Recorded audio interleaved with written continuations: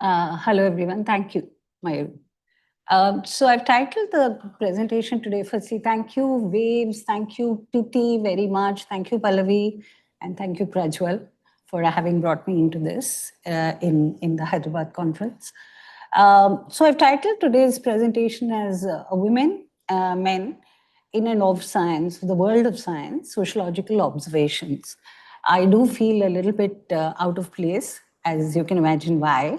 As a sociologist, I've been sort of either, sleeping off or observing very keenly. So let me just, I might have to cover a little more ground than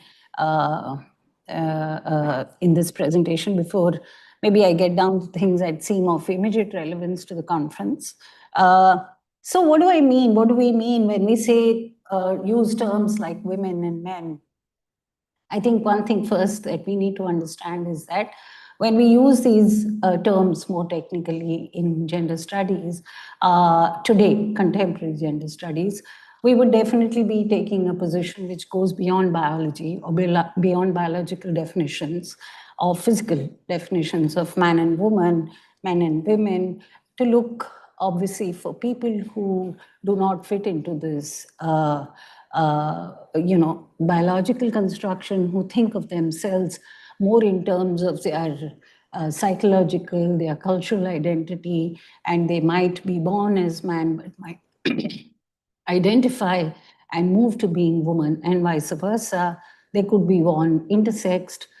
So we are now looking at a wide range of the definition of who is man, who is woman, is a contested term now. So I think that background is very important for us to also understand the world of science. And of course, we now, therefore, go beyond the binaries of putting man and woman, which is classically put in opposition to each other. We go beyond that binary to look for what we call a gender spectrum and how people might be fluid on that spectrum. What is the world of science? It probably is a little different from the way you inhabit it, the way you embody it. For a sociologist, and I'll go to my third point, science or the world of science is much more than what happens in the practice of science, in what you actually do. It's much more than what happens in the laboratory and what gets published in research journals or as books or what gets taught in classrooms of scientific institutions. For us, science is a much wider social institution, I'd say, when we include questions of scientific cultures, how science is presented to the wider society, how, for example, is scientific method thought of in, say, philosophy, how does scientific creativity get thought of, say, in psychology, how do we think of award distributions in scientific communities, who gives them, who gets them. As sociology or sociologists, we would be looking at questions of power and inequality that science and scientific as institution produces. So in that sense, our understanding of science is far more wide based. And as a sociologist, I would say that we ourselves claim to be scientific, but there's a huge debate within sociology about what it means to be scientific. When I say observations, I clearly mean observations that are subjective, that comes from qualitative research designs, less of quantitative. Yeah? A quick overview in the Indian context, why science? Why was science important to the building of the modern nation? And how did, for example, Nehru and Nehruvian India envision it? And as we all might know and will be aware of, that science was seen as an institution. And the burden and onus fell a lot on the scientists. And often scientists have said, is that really our burden? Is to actually move towards society which is more equitable, which is more just, which is more fair. All of that was a part of Nehru's vision when we envisioned the modern Indian nation state, the big technology of the welfare state. Of course, a criticism of that came from Marxist perspectives, who said that science and its nexus with the corporate, let's say with capitalism, is actually a problem, and we need to look at how people and people science in epistemes, knowledge systems need to be integrated and brought forth. Yeah, and then you have the post-colonial critics. I would probably classify myself in all of these, but post-colonial critiques who will ask the question of, is this science that we are doing a Western science? What does it mean to say that? And how do we decolonize it? I work in an area that we've developed called feminist science studies, which basically means using the ideas or concepts of gender and patriarchy to understand what happens in and through science. One of the first questions, of course, that we ask is who gets to do science? And we've been struggling now and pointing out, demonstrating in today, two presentations were already there about how women don't get to do science, or lesser women get to do science. Their representation is not as good as it should be in terms of the kind of numbers that women are in. And the question, of course, today in contemporary feminist theory or feminisms or women's movement is that we don't look at the question of women alone. We look at how women and gender comes with other categories of marginalities. For instance, caste. For instance, sexuality. Of course, class. So we try to look at patriarchy and gender along with other categories. So this is something, the term that we use for this is intersectional analysis.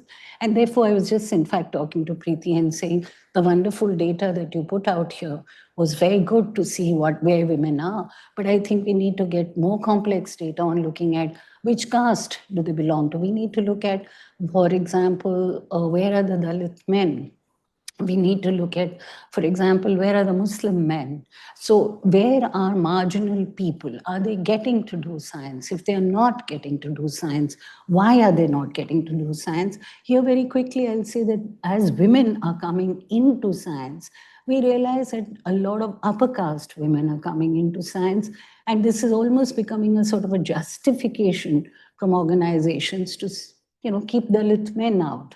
And that is something which is completely antithetical to the way we look at gender question. We also have questioned methodological assumptions about the method of science. Is there a bias in the way the method of science has been thought of? Is there a space for bias to come in? It could be caste bias, it could be class bias, it could be gender, it could be race, it could be sexuality. So a lot of research that is done on sexuality. The scientific method is not as sacrosanct, as pure as we are taught it is. So where does bias come in? How do we look at the question of method of science? How do we look at the way science looks at, for example, its subject matter, whether it's animate objects, inanimate objects, whether it's this big thing called nature? When we use language around nature, we use the language of the laws of nature, which are obeyed. Simultaneously, feminist historians will point out to you that while this language of science was being made, a gender inequality was also being constructed, whereby women were seen as embodiments of nature and men were seen as embodiments of culture. So how then does this sort of bring in, consciously or unconsciously, the bias into the text of science? And of course, the pedagogical lacunae that we've been talking about. When India started its own project on science and technology, what happened was, as we all know, we built these temples of modernity, the great research institutions, and we built the universities. Universities got largely dedicated to the teaching of science, and the research institutes became these ivory towers where exceptional and frontline and research would be done. Now, this kind of schism goes further into the university system where we live in silos, which is the world that we live in. You either do science or you do arts or you do commerce, and these silos tend to not talk to each other. So philosophy doesn't get talked to the science students. Science doesn't get spoken of in the sociology classroom. This siloization of disciplines is something that we've been thinking closely about, and we argue and we submit that this siloization has to go. And if possible, we need to dedicate our time and energies towards that in order to actually, I would say, take science in the directions that we imagine it to go into. Now, the phenomenon that we are talking about today, we know there are less women in science. We know there are less low caste people in science. We know there are less Muslims in science. We know there are almost very few tribal people in science, right? That's the fact. So what we know is that there is a certain upper caste male domination in the world of Indian science. And we don't have sufficient data because we haven't looked for it.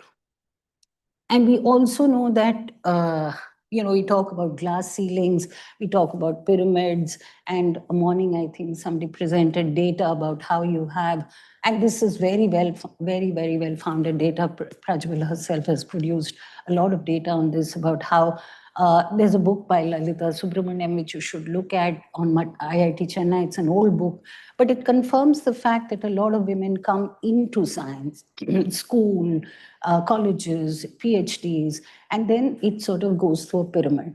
Yeah, so the number of people who finish their PhDs and postdocs don't, I mean, how does it match with the male figures? I don't know, but we need to basically understand what is this pyramid structure and why does it not allow women to sort of rise beyond a point. This also reflects a lot in our boards. For example, you see the Bhatnagar Awards, for instance, are hardly, I have some data on it, which if you want, you can see, but you would know it yourselves, how the Academy Awards, the Bhatnagar Awards, the Infosys Awards, whatever, the top level of awards granting, there is a huge gender bias that comes in there. Yeah, today, of course, we are trying to do the tokenistic thing, tick off, give women, in order to tick off DEI, diversity, equity, inclusiveness. We also look further into the gendered assumptions around disciplines. So, for instance, why, when we ask, why are there so few women in theory physics? Why are there more women in biology? Yeah. Why, for example, do you see fewer women in an IIT? I mean, I remember going to a classroom in IIT several years ago to teach something, and there were 4 women in a class of 245. So the point is that there are disciplines which are seen as feminized, biology, for instance, because of its close affinity to nature, but also because of its less exactness than, say, with physics. And physics being more abstract, perhaps tend to sort of be more masculinized and is seen as that. And we also find what we just roughly call imposter syndrome amongst women. And we see many times women continuously are self-doubting themselves. Am I really deserving of where I am? Did I just come here by chance, by luck, because I was somebody's daughter, somebody's son? This is a syndrome which we hope to see more in men, but you don't see it enough. So I think we just came with there are multiple explanations. I'll just talk about 2, which I think is something that we could engage with. The assumptions on ability keep coming up time and again. Women are not capable of doing maths. Women are not capable of doing, it's something about the brain. And this is an assumption. You'll be very surprised to find in most enlightened groups and populations that eventually it is biology. Right? Of course, it is society. We've tried to change the paradigm of explanation because for a long time, the paradigm of explanation has been it is society, not science, which is responsible for the phenomenon. Whereas what we ask is, the moment we say, but science is part of society and it sort of brings in all social biases, reproduces those social structures, we need to look at what's going on in science and stop saying it's because of the dual role, because we know that a lot of women who are not married, Barbara McClintock being a classic one case for it, Rohini spoke about it herself, despite not being mother, despite not having the load of the household, They still found it difficult to reach where they did. They still continue. So it is really not about taking care of the family. I agree, there is a problem with the sexual division of labor. There is a problem, two-body problem. All that exists.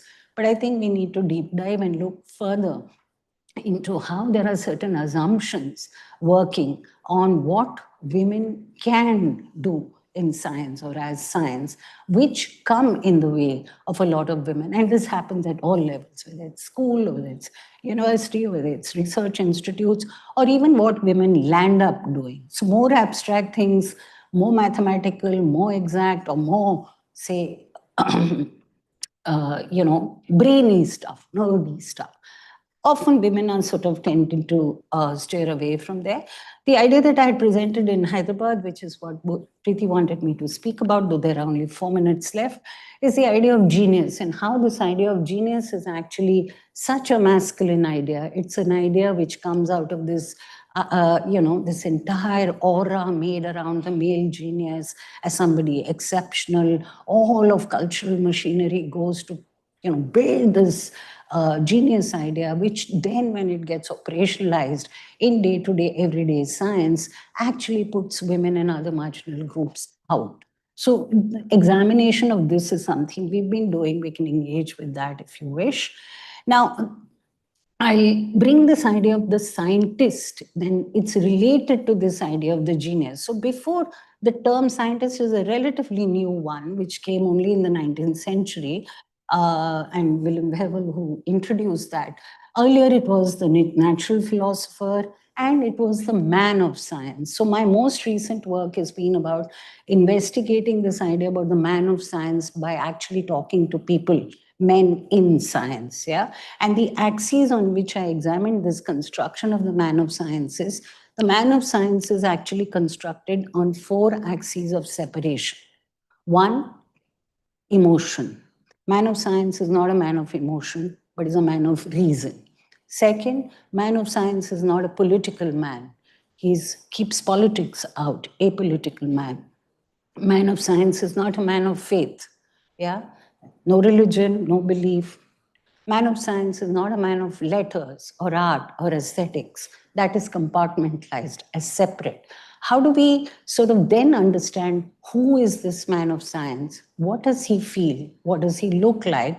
Some of my recent work has been about that. But I want to here point out that the term scientist was actually first introduced because it came at the time when natural philosophy was getting divided on the basis of the empirical scientific method that came up to chemistry, physics, biology. And actually, Hewell wanted to bring a more interdisciplinary perspective and say scientist.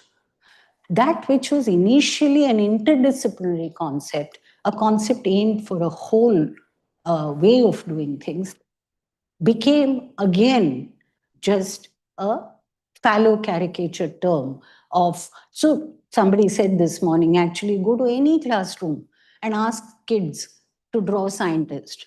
They will draw a male, they will generally draw somebody who is eccentric and, all over the place. So now my question is, can we then bring this term scientist as a gender equalizing term? Can we say that some people have argued saying that the term scientist takes us away from that idea of man of science, but actually brings the idea of the scientist, which is gender neutral. But my submission to you is that that same model of man of science, separated from emotion, faith, politics, etc., is aspirational for women who enter in science. So when they enter into science, they don't bring their own different ways of looking at things. 54 seconds. They actually have to fit into this modeling where you have to keep your emotion out, no politics, no faith, no nothing. Yeah. Now, I think this is what the path ahead. I'll simply end with this, to examining some patterns, like I just said to Preeti, that, we look more at caste. We need to look at a lot of my queer subjects actually say that the world of Indian science in temples of modernity is highly homophobic. And many of them record why they have left science or are completely out of place because of the kind of homophobia. We are seeing change, but this needs to be addressed. So caste and sexuality, and as I said, teaching beyond silos is something we need to work more. But my conversations with both Preeti and Manoj since the beginning have been about actually taking the question of the nature of science, not just representation and not just increasing the number of women that come into science or the number of Dalits that come into science or the number of marginal people who come into science. They have to come into science perhaps to do science differently. And therefore, what do we mean when we say that? And I think a feminist perspective has a lot to offer there. But as I've been telling a lot of people, our community, it's been 25 years since we've been working on this field on gender in science and feminist science studies. I see a lot of change in women in science, for example. In the early phase, women in science themselves refused to accept that there was any gender discrimination from within science. They kept thinking and saying, no, it is merit-based, it's merit-based, it's merit-based. It has nothing to do with science. Problem lies maybe leading to the imposter system with society. I see that change. I see from the kind of conversations that have been coming up from women in science. Lilavati's Daughters, actually, with somebody referred to this morning, is a book that when we look at it, we realize that only one narrative there, only Rohini Godbole's narrative talks about the discriminations that she faced in the scientific community. All the other narratives were about the heroine. And this is what we in our, there's a very beautiful issue of EPW where 7 scientists have written, women science, have written about the challenges, the discriminations that happen in science. So rather than building this heroine narrative who's acing it, becoming this great scientist, knows how to do it, balancing everything, superwoman, I think we need to make more realistic narratives about what does it mean to be women in science. So for us, the question of numbers is important, but the question of narratives is more important. What happens when you come into science? Do you still face just coming there is enough? Or is there caste? Is there gender? Is there homophobia? I'll end there because I think I've already exceeded them. Thanks for the great talk. Questions? Have there been studies which have done, which have been performed to see is there a correlation between how successful they are in science and how well they emulate this man of science model? Yeah. There's a lot of work there, Pallavi. In fact, from my own work, I can cite multiple instances about how women actually in science are caught to play femininity, meaning they sort of think that it is as much their role to be performing femininity through dress or not performing it. So you see all those ISRO newspaper flashes that happen with women in saris and women with Mangal Sutras. And so there's a glorification of a performance of femininity there. But then there is also a pressure, and all the interviews that I've done with women in science will tell you there's a tension between what to do with emotion. But let me complicate it. This is not a tension that only the women face. Women face it differently. Men face it equally. What do I do with emotion? What do I do with, where does it come? How do I place it? Do I place it at all? Yeah. Similar questions on politics. For women, it's easier because they are anyway not being political in the social sense. So that is not an issue. Faith becomes a very big issue. So how to be atheist, rationalist, and not keep out all. I'm not at all advocating that, they should be, religion is one of the most patriarchal institutions, right? So I'm not advocating that, but just the ambiguity, the uncertainty, because there is a social role expectation, yeah? So there is a tension here, but I'll tell you, the one example that I want to give you is this. So I won't name people. Recently in the ethnographic work that I was doing, I entered the institution and there was one person, I entered the archive and he said, there is a file of this woman whom I know very well as a biologist. And they said, but we don't We don't have a separate file for her. So I said, why don't you have a separate file for her? They said, no, she's there in everybody else's file, but we don't have a file for her because we don't have, the office has not given her files. So our data was completely sort of not kept systematically, this, that. Anyway, so I didn't find her in the archive. So I thought, let me build a story around her by collecting narratives and things like that. And one of the very important things that I came across is somebody asked me, why do you want to look at her? She was hardly a feminist. So I said, no, I'm looking for women. I'm not looking for feminists. Yeah. She was the most toxic woman ever. She destroyed so many careers. She did this, she did that. And I heard and heard and heard. And I said, what is normalized, the level of aggression that is normalized for the man is seen as toxic and problematic for the woman. Now, if I look at it from the standpoint of the woman, they become who they become because of the pressures of the world of science, right? So therefore, you see a lot of people will not go to women mentors now. This is something we've been talking about. Oh, I've heard students say, oh, but she's so toxic. I said, how is it that you have ease with toxic men and that is acceptable? Even sexual harassment is acceptable. All right. I didn't see a single board on posh here as I was coming in. I look. I haven't seen a posh board. So toxicity amongst men is normal. But if women are assertive, aggressive, so in these narratives that I was talking to you about, the EPW narratives, Sumati, who's here actually, has written a piece, and it's a beautiful piece where she speaks about being uncertain in a class. And see, she says that if I'm uncertain, if I don't sound sure in a class, even the students don't take me seriously. She's written this, and you can read it. So this is the way I think the culture of science, if there is something like that, which I think there is, pushes both men and women to fit into it. I personally think women find it harder. That's what data tells us, or narratives tell us. Women find it harder. Okay, they have to become double, they have to prove it doubly. So oftentimes they become doubly toxic. Right? So it's a social reason. It's not that they are bad people. Right? Now this goes against them. Oh, women are supposed to be nurturers. They're supposed to be kind. They're supposed. Why? Why are men not supposed to be that? Why is the culture of science not supposed to be that? Yeah.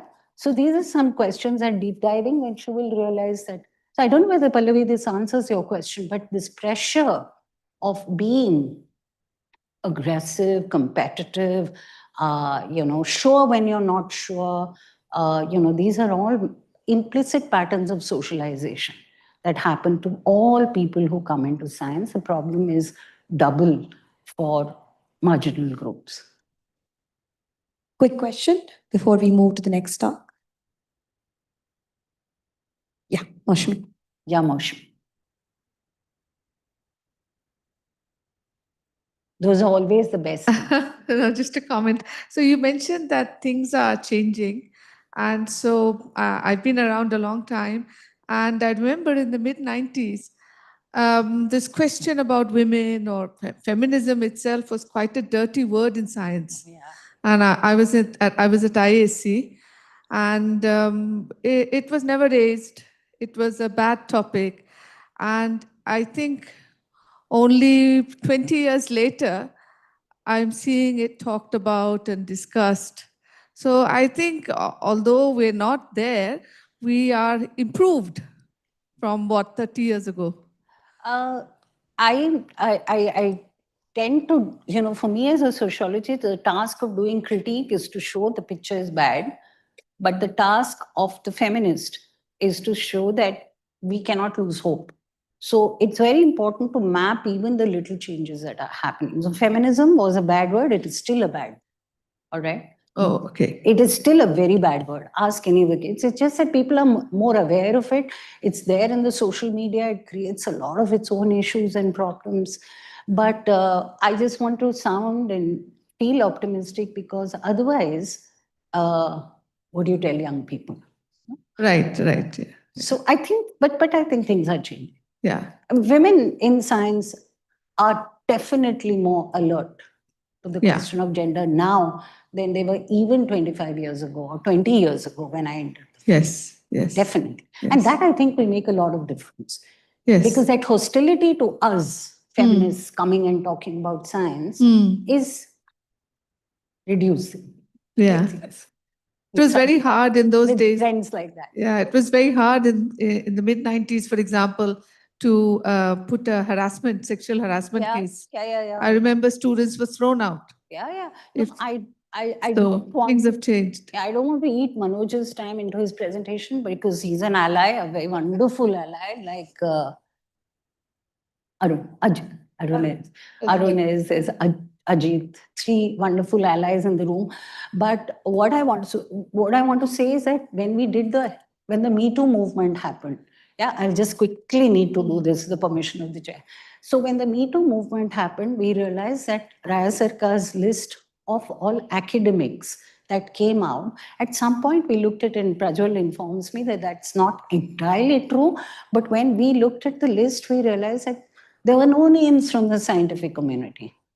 No people were named. Okay. And because I was living in a scientific community, I had heard so many whispers that I was shocked. I knew there was sexual harassment. I knew all that was happening on the campus, but there was nothing, no names.